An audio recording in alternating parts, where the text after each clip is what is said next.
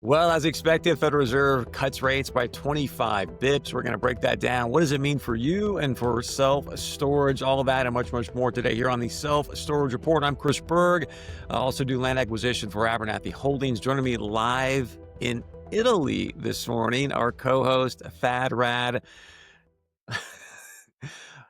Campbell. Man, it is great to have you with us.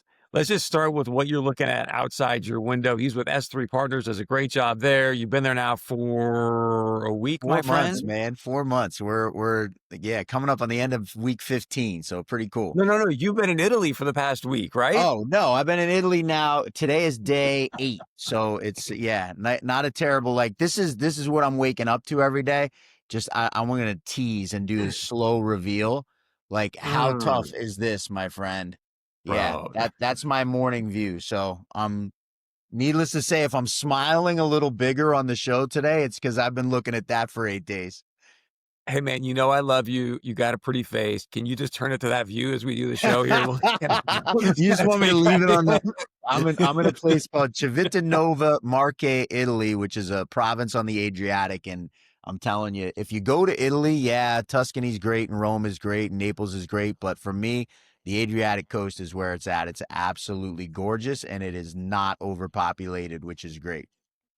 Well, and I know obviously the food's amazing in Italy. It's just to share people, Thaddeus' commitment to you and the self-storage report. He should be down at dinner right now, probably down in some, beautiful lasagna, spaghetti, some red wine, but he's with us and he will be going down to dinner afterwards. So let's jump into the That's show. how much I love this show and I love doing it with you, Chris. I was going to say that, trust me, we very much appreciate it. So Fed cuts 25 bips. There's just a lot of conversation about what's happening here as the Fed's starting to lose independence. We're going to really break this down today. I've got a clip from Chairman Powell from yesterday, a real brief one. But also there's some other things to think about as far as a 10-year. If you've been watching the show now regularly, Thaddeus a while ago said, hey, be careful what you wish for, because if they do cut, it actually could mean the 10-year going up. It broke 4 for a moment yesterday. Now it's back above 4. I know it's one day after the cut, and yet I think it could be somewhat prescient of where things were going as far as the 10-year, which really determines mortgage rates, which, I was talking about with my team today, Thaddeus, and I want to get your take, and we'll get into some of these clips. But if that 10-year continues to rise, I'm not suggesting this is going to happen, but I've seen people even saying, hey, welcome to 10% mortgages.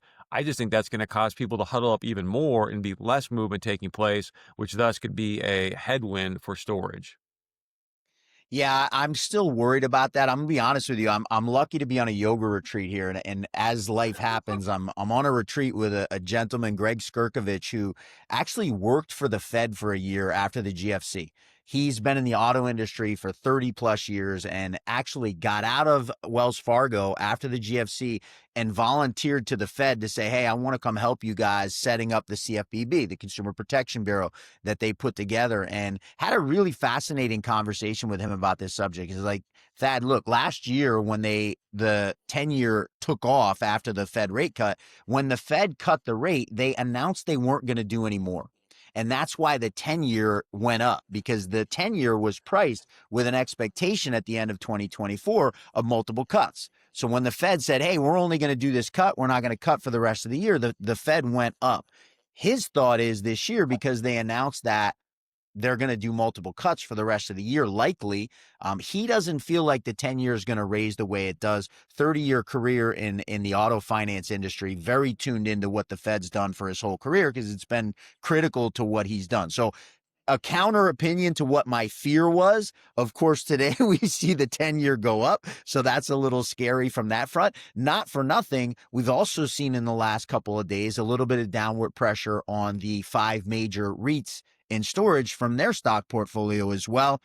So overall, the market is not longing for self-storage in the way that I kind of expected they might, given the rate cut coming.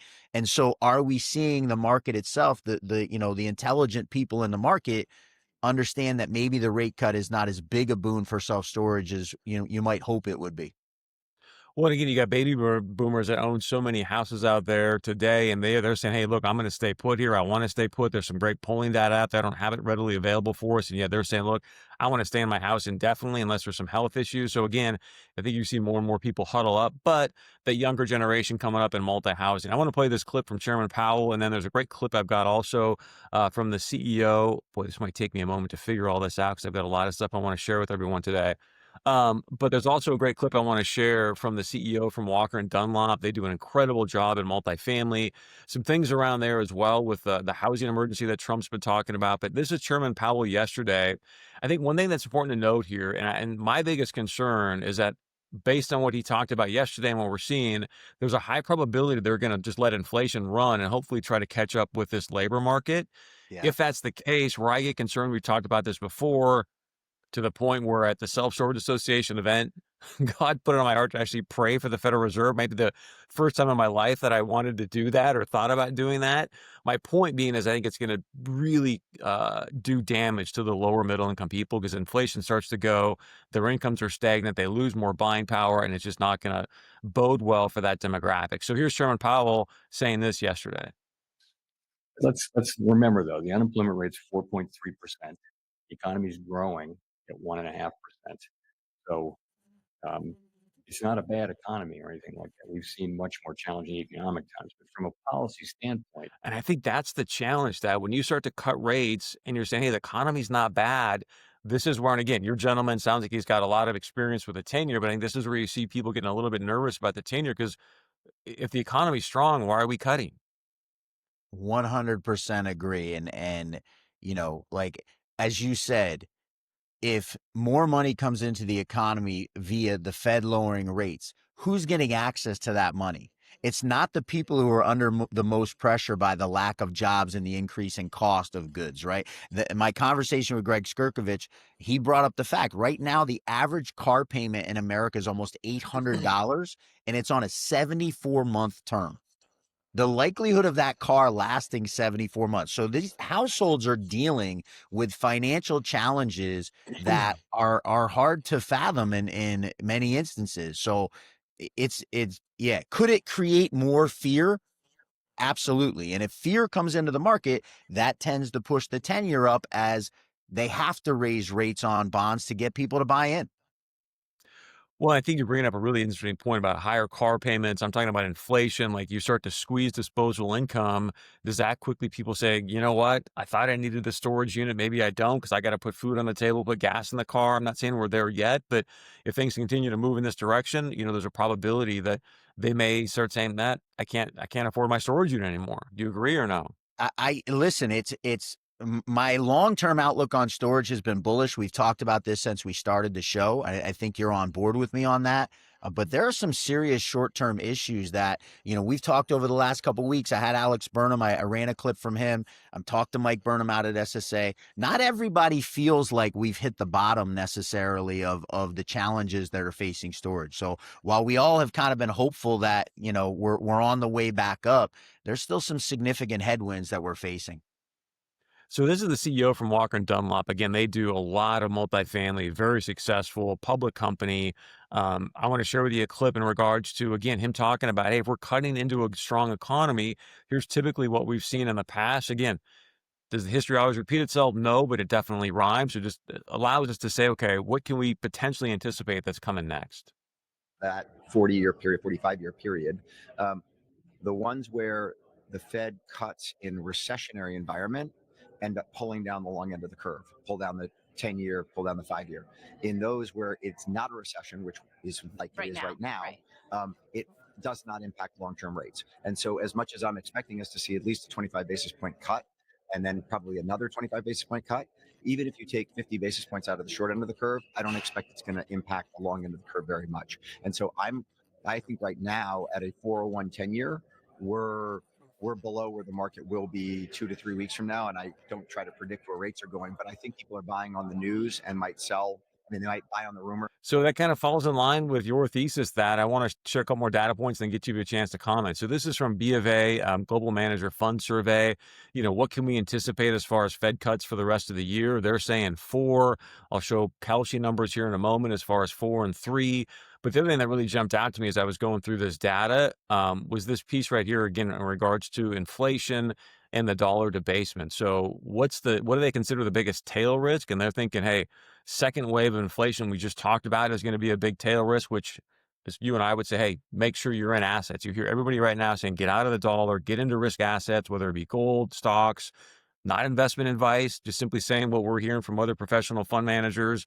And this one here, the dollar debasement, I could show you some data within here that they're saying, hey, a lot more of these fund managers, central banks as well, are buying a lot more gold.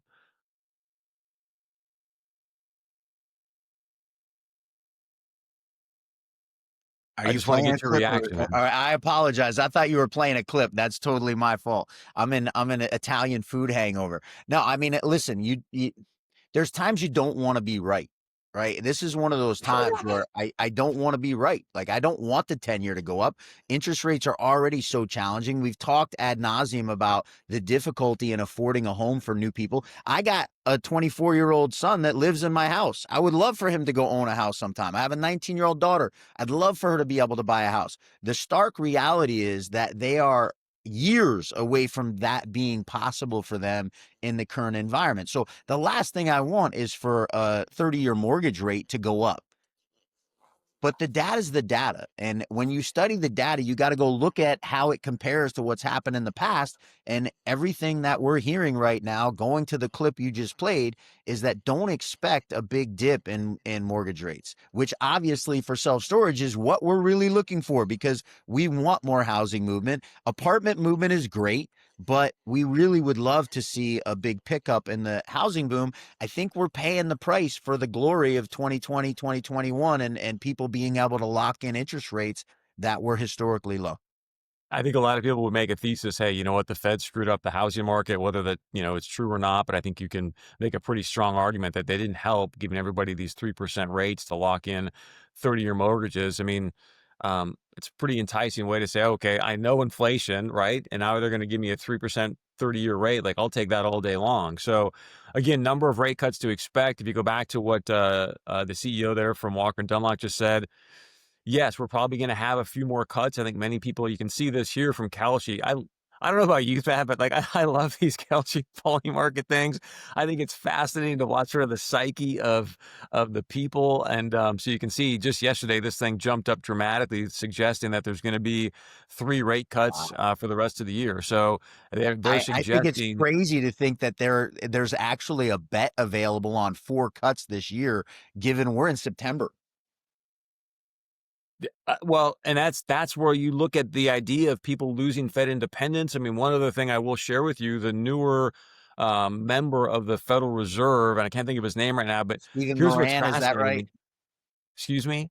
Stephen Moran, I think, is his name. Thank you. Thank you. Here's what's Welcome. fascinating. He's still getting paid by the White House, and Yeah. yet the Federal Reserve is supposed to be an independent private bank that should not be political. Like, it just doesn't make a lot of sense. And so he actually It's wanted to be. he took a leave of absence from his job at the Treasury in order to go be on the board of the Fed. And yeah, so, and look, there's multiple sides to this issue, right? Again, going back to Greg Skirkovich, who I spent a lot of time talking to this week, we've been talking about how interesting it is that the Fed is independent. On the flip side of that, if the Fed, he made a fantastic argument. Hey, if the Fed is part of the government, right? If the government's regulating that, internationally, we lose any credibility for our currency. Now, all of a sudden, we're China, where we can adjust however we want to create the economy we want for the populace. So there's fascinating arguments to see what's going on right now with the Fed, and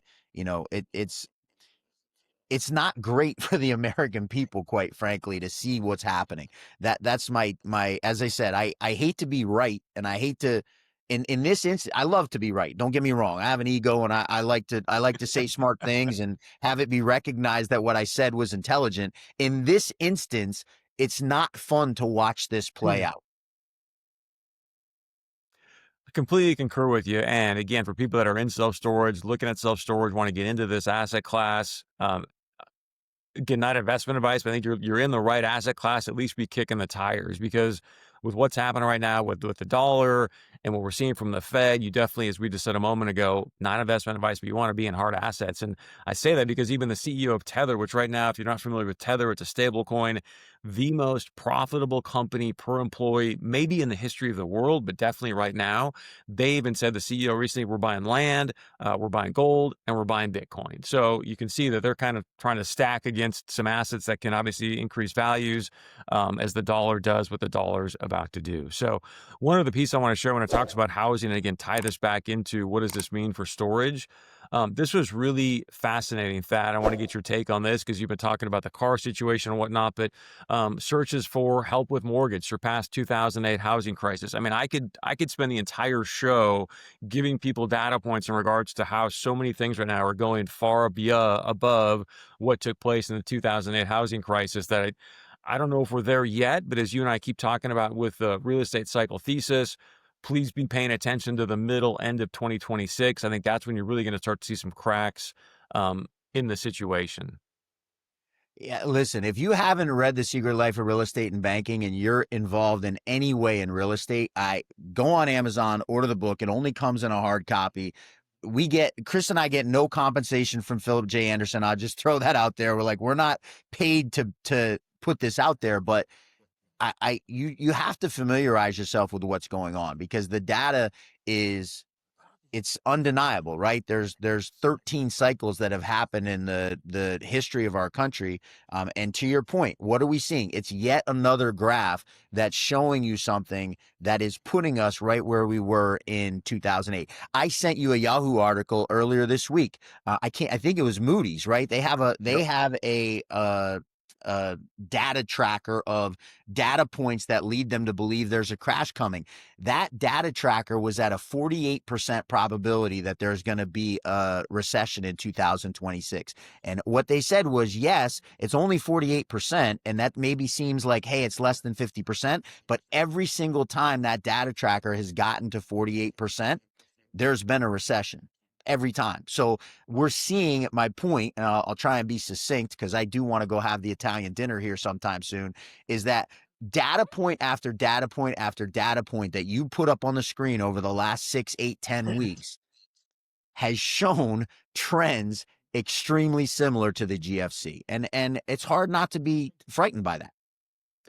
Well, and to add to that, with this real estate cycle now, the one thing that does sort of supersede the real estate cycle is war. And so I think you could make a strong argument that there's a high probability it may not be a hot war at this time through, and there's going to be a financial war, but where there be currency and or a hot war, I mean, I think you could make an argument that might be coming as well. So just want to share that with people that, hey, look, keep that in mind as, Thad and I share this thesis. And there's so many things that are lining up to say that this is what's coming, even to the point where oftentimes when you read the book, he says, look, and then at the end, everyone wants to go all in and people start pulling every kind of string they can to encourage the housing market, to encourage more people to buy homes and land. And I'm going to share with you a clip in a moment on another sign that this real estate cycle is playing out the way that Thad and I have been talking about. Before I do that, I also want to say thank you to our partner, Tract IQ. You can check them out at tractiq.com. They do an incredible job. If you're someone, again, you're heavily involved in self-storage, you're thinking about going out and buying some assets, making some acquisitions, some development, they do a great job of giving you the right data to at least help you underwrite that thesis and make a much better decision. Or if you're someone that's brand new and you're like, I want to start to understand what are the data points I should be looking for as I begin to underwrite some of these assets, please do yourself a favor and go check out Noah and his great team at, again, Tract IQ, tractiq.com.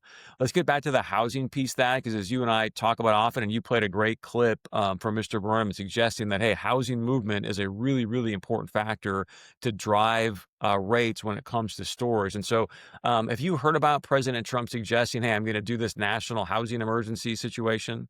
I have. Okay, so again, I want to play this where just because the CEO from Walker and Dunlop is, oh man, I got to try to figure out tech here. He's in these conversations. And so I want to play this for everybody because he's got some great insight here, I believe, that can kind of speak to, again, the 18.6-year real estate cycle where they're going to do everything they can to try to keep land costs where they're at, but also from a standpoint, but hey, is there going to be some interesting dynamics taking place in the housing market that potentially could help the rates for self-storage?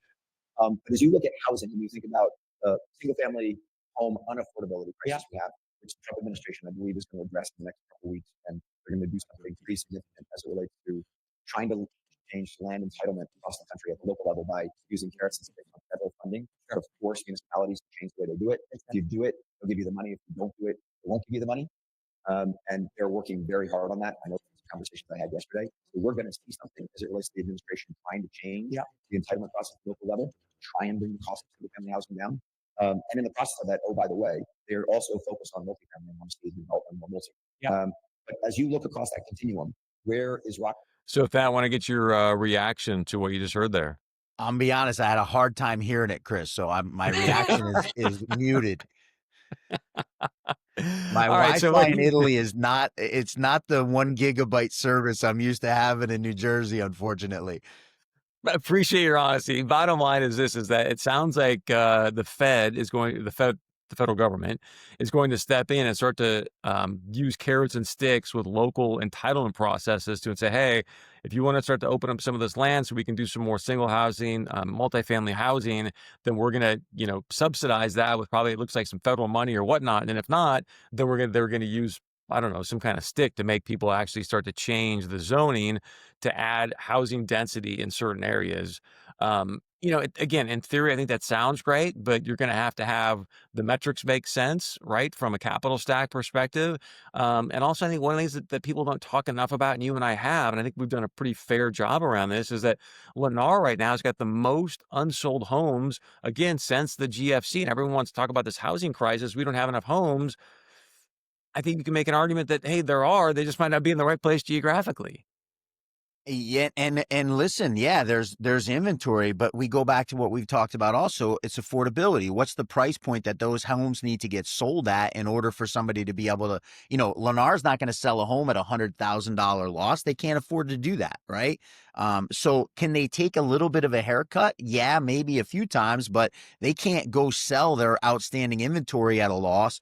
They'll be out of business very, very quickly. So it's that challenge of where's the price point that's affordable to the number of people that need to be moving, and how do we get to that place? I'll say one observation being in Italy, the number of people living in a single family home is minuscule compared to what you see in the United States.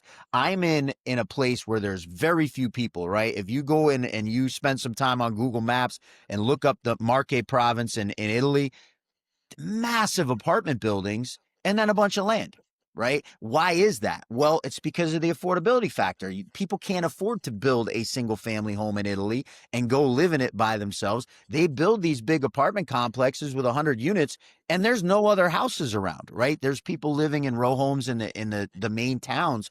But to the point of what we become accustomed to in the United States, where an average middle-class family could go live in the suburbs in a single family home, we may be past that point in our country where that's an affordable outlet for people to really be their reality in their 20s, 30s, 40s. Fascinating, man. It's going to be interesting to see what the federal government does do, and does it have an immediate impact? Because again, to change entitlement is one thing, but obviously you got to get the things built and actually get people inside those homes, which, as you and I both know, right now the average just for self-storage development is over 500 days, right? So that's a long time. Yeah, from the time you identify a piece of land to build on until you have a CO from the local government, a certificate of occupancy to have people move in, is every bit of a 2-year process, right? So this is not something that can be fixed overnight. I know you want to get down to your dinner, and I do want to wrap things up with this. Is there first off, anything else you want to add or share? No, so grateful for you and for putting together all the information. Obviously, this week I've been a little less in tune with what's going on than I otherwise would be, but just really appreciate your support and how much passion and intelligence you put into preparing this show. So I appreciate that greatly. Well, I appreciate you for saying that. I got a bunch more that I could play, so if you want to hear it, man, trust me, I'm happy to share. I got a clip from Noah. We got next week's show. We got another time, we can put more stuff next week. What I do want to wrap up with, because you talked about this pre-show, we had a chance to talk for a few minutes before, is obviously the tragedy that took place last week. And you got something you want to share around it. I just want to share. I was very fortunate 2 times back in North Dakota. I had a chance to share the stage with Charlie Kirk. obviously a brilliant, brilliant young man. I don't want to get into, everything that was said and this and that, but um, I think that he was trying to do the best he could, obviously, with everything that was going on in his world and what he was up to. The most important thing I want to share is the impact I think he's having, even today, to the point where I had somebody within the self-storage industry, send me a note and just ask me to pray for him, and I'd never had that happen before. And so we had a chance to do that. And he's, recently back to the church, getting back in the word. And so that was just a huge blessing, and what it's opened up as far as conversations with other people within the industry as well, where I think people are starting to realize, like, hey, it's great to go out and do this. And yet the most important thing is, hey, what am I doing to get closer to the Lord, be an example of the Lord, and bring other people to him? I echo what you're saying. I have a 19-year-old daughter who actually reads the Bible now. We did not raise her in the church. I've come to the Bible very recently. This has been something that, happened late last year for me. Grew up as a Catholic, but, had some issues there and went away from the church for a very long time. What a tragedy. No patience for anybody who is being negative about this situation, trying to bring up past events that Charlie Kirk might have said things about to somehow justify this. It's, I don't even want to give voice to that. What an amazing thing to watch the overwhelming percentage of the response, which is people recognizing that he was onto something. I know one of the reasons I've gotten so into the Bible and so into studying the Bible is most of the happiest, successful people I know have a relationship with God. And if anybody went out in the world and put that out there, it was Charlie Kirk, who did an amazing job of it. And we're seeing it. Churches were overflowing this past week. And for the first 2 times in my marriage, I'm on vacation, I've actually prayed together with my wife. And it's been incredible it stinks that it took something so tragic to bring us to that point. But listen, if you could do anything in life, it's leave a legacy that impacts people to better their lives. What better legacy could you leave? Amen. Couples that pray together stay together. So you shared that with me earlier this week, man. I was so excited for you. Like, yeah, first time we were done, I was like, kudos to you, and keep on doing it. So just because you're in Italy, Italy's an amazing country. The best thing that you've gotten out of this trip so far that maybe you can apply to self-storage or just in life would be what? Surround yourself with amazing people. We're on this yoga retreat, and I'm just surrounded by amazing human beings. You can't succeed in a vacuum. And not only surround yourself with great human beings, but serve them. Humble yourself and serve other people, and you're going to be happier. Dude, I'm waiting for you to break out in an I can do that if you want. I got a pretty good own voice. I got a big chest. I can create a nice. Yeah, I could have lived in a monastery in the 1200s. Hey, man, I just want to say thank you again to Tract IQ, our partner. Find out more at tractiq.com. Thank you to you, Thaddeus, for stepping away from your trip and a beautiful dinner and your beautiful wife and spending some time with us. We really, really appreciate that when you didn't need to. So we're grateful always for your insight and your time. And again, One Chris more Berg here time, at Chris, Abernathy just to Holdings. tease you.